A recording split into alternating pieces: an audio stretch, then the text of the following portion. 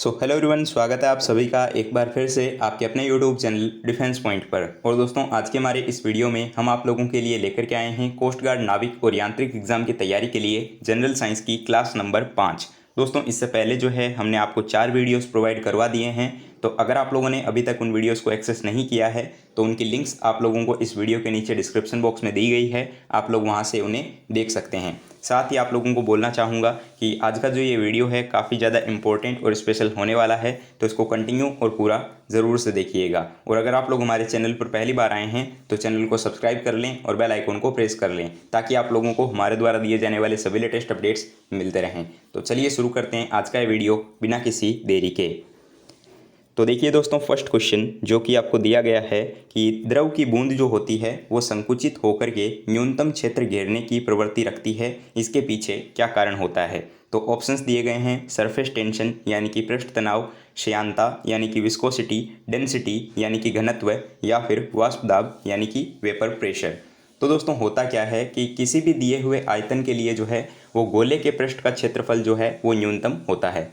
यानी कि हम अगर बोलें कि जो द्रव की बूंदें होती है वो भी गोलाकार होने से यही रिजल्ट देती है कि द्रव जो है वो अपना पृष्ठीय क्षेत्रफल एकदम न्यूनतम रखना चाहता है, ठीक है। और द्रव का जो ये गुण होता है, ठीक है, ये जो प्रॉपर्टी होती है इसी को हम सिंपली बोलते हैं पृष्ठ तनाव या फिर सरफेस टेंशन, ठीक है। तो इसके पीछे दोस्तों रीज़न हो जाएगा आपके option number A, surface tension यानी कि पृष्ठ तनाव। मैं आपको बता दूं कि पृष्ठ तनाव, केशिकत्व और श्यानता, इन तीनों टॉपिक्स में से जो है आपको एग्जाम में 1 से 2 क्वेश्चन देखने को मिलते हैं, तो ये आपके लिए काफ़ी ज़्यादा इंपॉर्टेंट हो जाते हैं। तो चलिए बढ़ते हैं अगले क्वेश्चन की ओर। तो अब देखिएगा दोस्तों, क्वेश्चन नंबर 2। तो यहाँ पर आपको क्वेश्चन दिया गया है कि बत्ती वाले स्टोव में केरोसिन का बत्ती में ऊपर चढ़ने का रीज़न क्या होता है। तो आपको ऑप्शंस दिए गए हैं परासरण, विसरण, कैपिलरी। यहाँ पर जो है आपका केशिकत्व होगा, क्योंकि कैपिलरी को जो है वो हिंदी में केशिकत्व कहा जाता है, ना कि पृष्ठ तनाव। और साथ ही ऑप्शन नंबर डी में दिया गया है जीव द्रव्य संकुचन। तो देखिए, बत्ती वाले जो स्टोव होते हैं इसमें जो केरोसिन का बत्ती में ऊपर चढ़ने का जो रीज़न है वो आपका होता है कैपिलरी एक्शन यानी कि केशिकत्व क्रिया के कारण। तो दोस्तों, इसके पीछे सही आंसर होगा ऑप्शन नंबर सी। तो अब देखिएगा दोस्तों, क्वेश्चन नंबर 3। यहाँ पर आपको क्वेश्चन दिया गया है कि जब किसी शेविंग ब्रश को पानी में से निकाला जाता है तो उसके बाल जो होते हैं वो आपस में चिपक जाते हैं, इसके पीछे क्या कारण है। तो दोस्तों, ये क्वेश्चन भी जो है काफ़ी इंपॉर्टेंट हो जाता है और देखा गया है कि काफ़ी एग्जाम्स में जो है वो प्रीवियस ईयर्स में पूछा भी जा चुका है। तो अक्सर आप लोगों ने देखा होगा, जो शेविंग करने वाली ब्रश होती है जब उसको पानी से बाहर निकाला जाता है तो उसके जो रेशे होते हैं वो आपस में चिपक जाते हैं। तो इसका किस कारण से होता है। तो ऑप्शंस दिए गए हैं घर्षण, प्रत्यास्थता, श्यानता या फिर पृष्ठ तनाव। तो देखिए कि द्रव का जो है वो स्वतंत्र पृष्ठ सदैव तनाव में रहता है और उसमें जो है कम से कम क्षेत्रफल प्राप्त करने की प्रवृत्ति होती है। और द्रव के पृष्ठ का ये जो तनाव होता है इसी को हम सिंपली आपके सरफेस टेंशन बोलते हैं, जैसा कि मैंने आपको क्वेश्चन नंबर 1 में भी बताया था। तो पृष्ठ तनाव के कारण यानी कि सरफेस टेंशन के कारण ही जो है वो पानी से बाहर निकालने पर जो है शेविंग ब्रश के बाल जो होते हैं वो आपस में चिपक जाते हैं। तो दोस्तों, इसका भी सही आंसर होगा option number D, surface tension यानी कि पृष्ठ तनाव, ठीक है। चलिए दोस्तों, साथ ही एक चीज़ आप लोगों को और बताना चाहूँगा कि अब आप लोग जो है मुझे अनअकैडमी के ऊपर फॉलो कर सकते हो, जिससे आप लोगों को इंडियन कोस्ट गार्ड नाविक जीडी, डीबी और यांत्रिक एग्जाम की तैयारी के लिए मेरी फ्री स्पेशल क्लासेस देखने को मिल जाएगी। दोस्तों, हमारी जो है यहाँ पर 2 फ्री स्पेशल क्लासेस होती है, जो कि एक दोपहर 3 बजे होती है और दूसरी रात के 9 बजे। और ये दोनों जो है आपके कोस्ट गार्ड नाविक एग्जाम को डेडिकेटेड है। तो अगर आप लोग कोस्ट गार्ड एग्जाम की तैयारी कर रहे हो तो अनअकैडमी लर्नर ऐप को इंस्टॉल कीजिए, उसके बाद में बेसिक सी इन्फॉर्मेशन को फिलअप करके उसमें रजिस्टर कर लीजिए। और उसके बाद में दोस्तों जो है आप लोग मेरा यूज़र नेम जो कि स्क्रीन पे आपको दिख रहा होगा, इससे जो है मुझे फॉलो कर सकते हो। इसके अलावा मेरे यूज़र नेम की लिंक आप लोगों को इस वीडियो के नीचे डिस्क्रिप्शन बॉक्स में भी देखने को मिल जाएगी। तो एक चीज़ और बता दूं कि आप लोग जो है जब पहली बार क्लास को अनलॉक करेंगे तो आप लोग हमारे रेफरल कोड DPYT10 इसको यूज़ करना बिल्कुल भी मत भूलिएगा। एक चीज़ और बताना चाहूँगा कि कोस्ट गार्ड नाविक एग्ज़ाम की तैयारी के लिए जो है अनअकैडमी के द्वारा जल्दी ही एक नया बैच शुरू किया जा रहा है, जो कि आपका होने वाला है विक्रमादित्य 2.0। ये जो है आपका कम्प्लीटली कोस्ट गार्ड एग्ज़ाम की तैयारी के लिए एक रिवीजन बैच होने वाला है, जिसमें कि डिफेंस के इन टॉप एजुकेटर्स के द्वारा आपको यहाँ पे पढ़ाया जाएगा। साथ ही जो है मैं आप लोगों के लिए यहाँ पर जो है रीजनिंग और जनरल साइंस का सेक्शन भी कवर करूँगा, जो कि आपके सेक्शन 1 में दोनों मिला करके 20 मार्क्स की पूछी जाती है। तो दोस्तों ये बैच जो है वो आपका 27 जनवरी से शुरू हो जाएगा और 27 फरवरी तक चलने वाला है। तो अगर आप लोग इसमें इनरोल करना चाहते हो तो आप लोग हमारा रेफरल कोड DPYT10 इसको यूज़ कर सकते हो, जिससे कि आपको इस कोर्स में 10% का ऑफ देखने को मिल जाएगा। तो चलिए दोस्तों बढ़ते हैं अगले क्वेश्चन की ओर।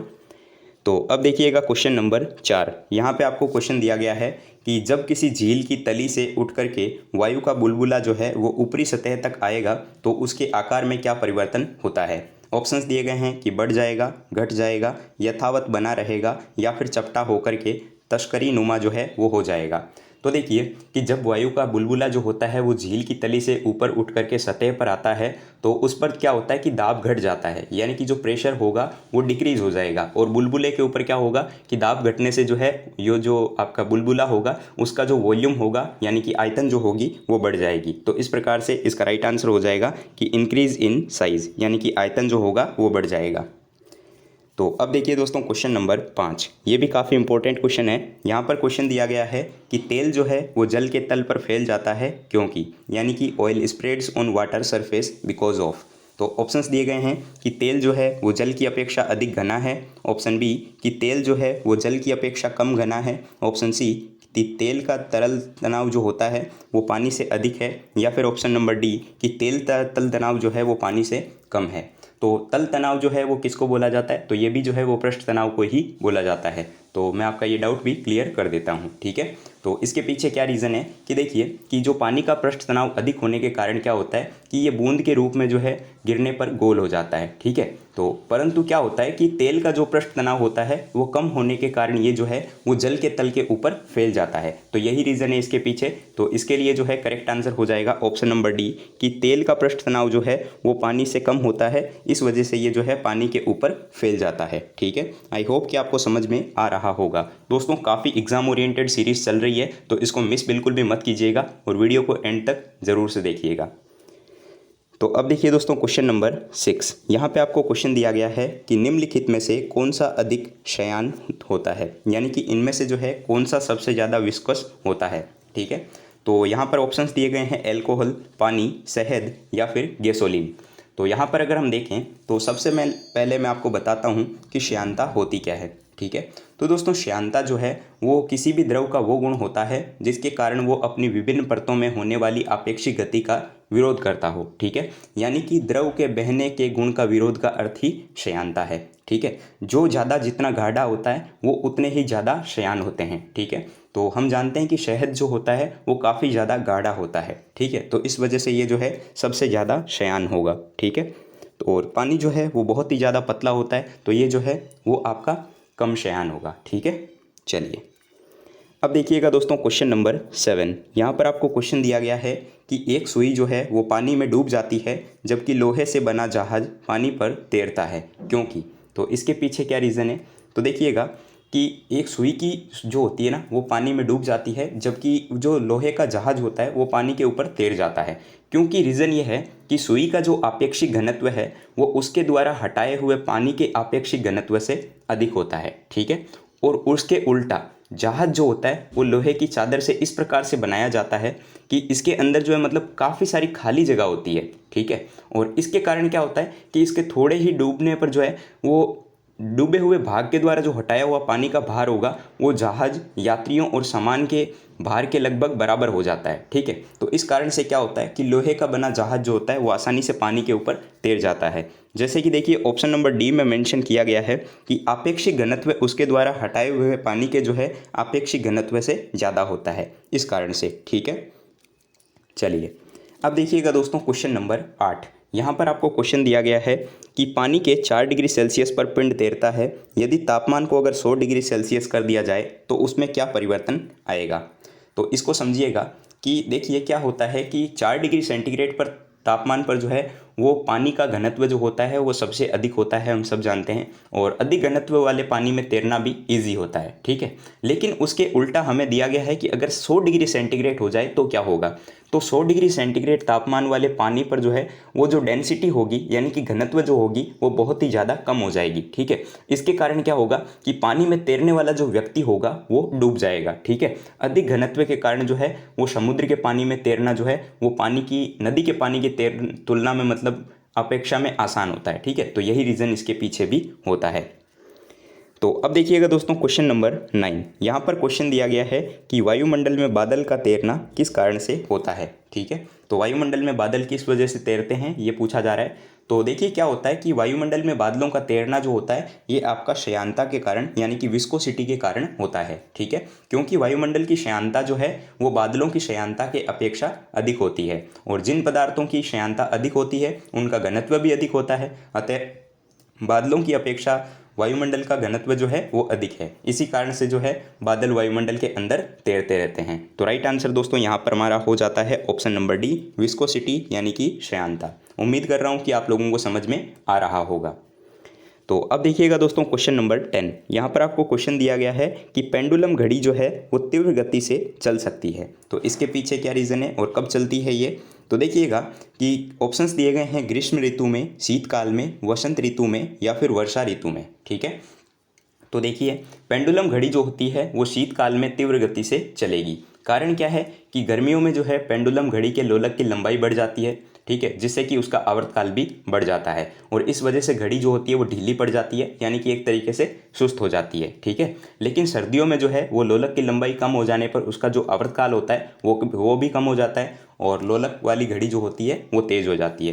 क्योंकि हम दोस्तों जानते हैं कि इसके लिए टी इज इक्वल टू क्या होता है, इसके लिए आवर्तकाल इज इक्वल टू क्या होता है 2π√L/G, यानी कि ये टोटली लंबाई के ऊपर निर्भर करता है। ठीक है, तो शीतकाल में लंबाई कम होगी, उस वजह से जो है ये तीव्र गति से चल सकती है।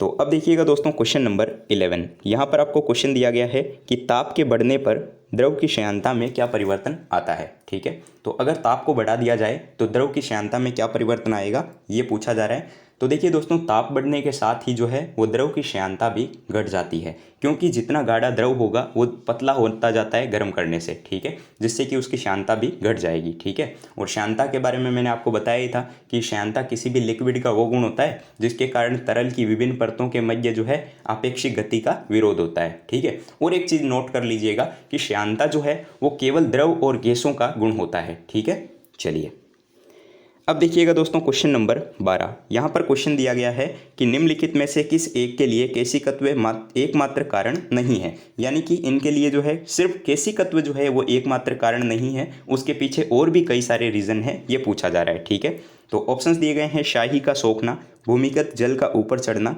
सूती कपड़े पर जल की बूंद का फैलना, या फिर पौधे की जड़ों से जल का इसके पर्ण समूह की ओर बढ़ना। ठीक है, तो देखिए दोस्तों हमारी डेली लाइफ के अंदर जो है हम केशिकत्व की बहुत सारी घटनाओं को देखते हैं। ठीक है, जैसे कि केरोसिन का जो है बत्ती में चढ़ना, और तेल का जो है वो केश नली में चढ़ना, और शाही पत्र द्वारा जो है शाही का अवशोषण होना, ये सब देखते हैं।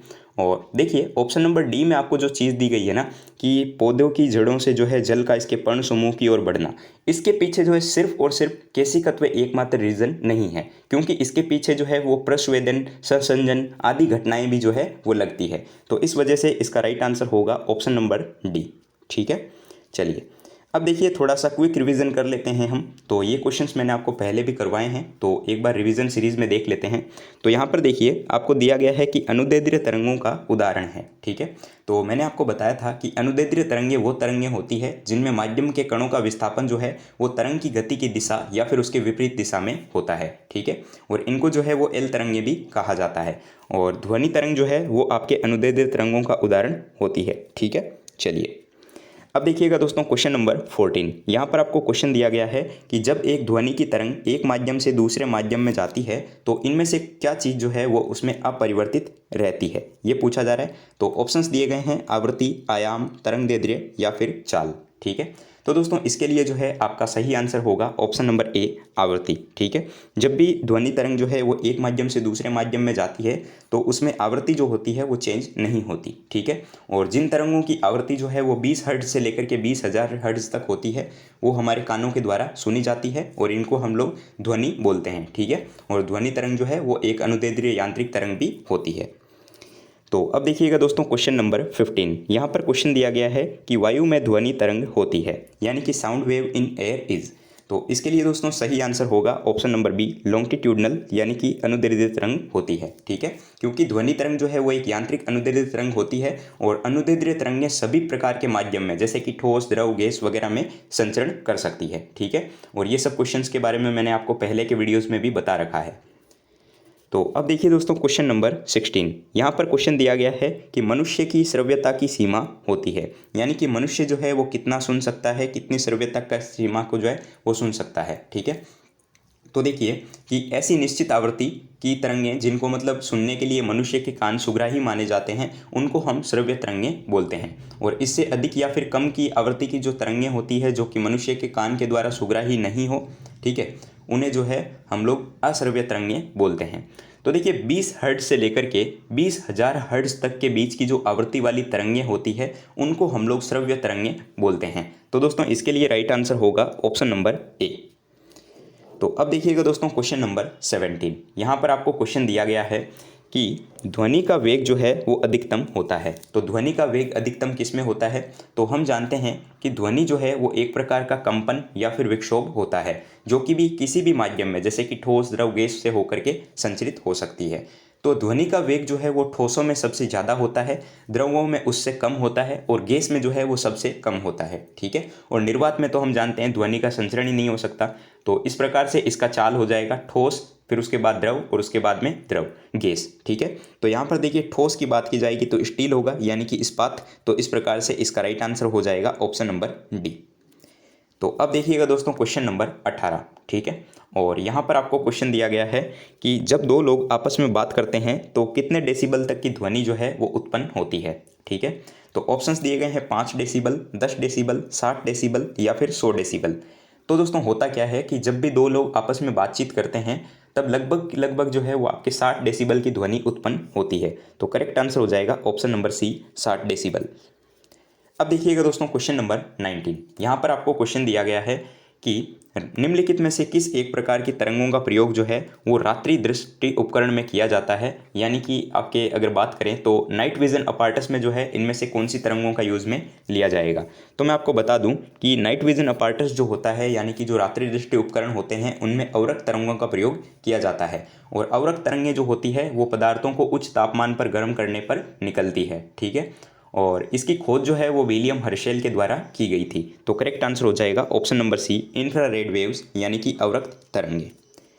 तो अब देखिए दोस्तों क्वेश्चन नंबर 20। यहाँ पर क्वेश्चन दिया गया है कि दूर संचार के लिए प्रयुक्त तरंगें कौन सी होती है। ठीक है, ऑप्शन है दृश्य प्रकाश, इंफ्रारेड, वो अल्ट्रावायलेट या फिर माइक्रोवेव। तो दूर संचार के अंदर जो है वो सूक्ष्म तरंगों का प्रयोग दोस्तों किया जाता है। ठीक है, तो इस प्रकार से इसका राइट आंसर हो जाएगा ऑप्शन नंबर डी, माइक्रोवेव, यानी कि सूक्ष्म तरंगें। लेकिन मैं आपको बता दूं कि वर्तमान में जो है ऑप्टिकल फाइबर में जो है इन तरंगों का प्रयोग किया जा रहा है। ठीक है, तो ये भी पॉइंट आप लोग याद रख सकते हो। तो दोस्तों आज जो है मैंने आपको 20 क्वेश्चंस करवाए हैं जो कि आपके सुपर एग्जाम ओरिएंटेड हो जाते हैं और काफ़ी स्पेशल क्वेश्चन हैं। तो उम्मीद करता हूँ आपने वीडियो पूरा देखा होगा। ठीक है, तो अब एक क्वेश्चन आप लोगों के लिए है क्वेश्चन फॉर यू सीरीज़ में। तो इसका राइट आंसर क्या होगा आप लोग नीचे कमेंट बॉक्स में कमेंट करके बताइएगा। तो आपके लिए क्वेश्चन है कि दूरदर्शन प्रसारणों में जो है वो ध्वनि संकेतों को प्रेषित करने के लिए एक प्रयुक्त तकनीक कौन सी हो जाएगी। ठीक है, ऑप्शन हैं आपके कि आयाम मॉडुलन, नाड़ी संकेत मॉडुलन, आवृत्ति मॉडुलन या फिर समय विभाजित मल्टीप्लेक्सिंग। तो दोस्तों इसका सही आंसर क्या होगा आप लोग जो है नीचे कमेंट बॉक्स में हमें बता दीजिएगा। और अगर वीडियो पसंद आया हो तो इसको लाइक कीजिएगा, चैनल को सब्सक्राइब कीजिएगा और अपने दोस्तों के साथ में शेयर करना बिल्कुल भी मत भूलिएगा। मिलते हैं दोस्तों एक नए वीडियो में, तब तक के लिए जय हिंद।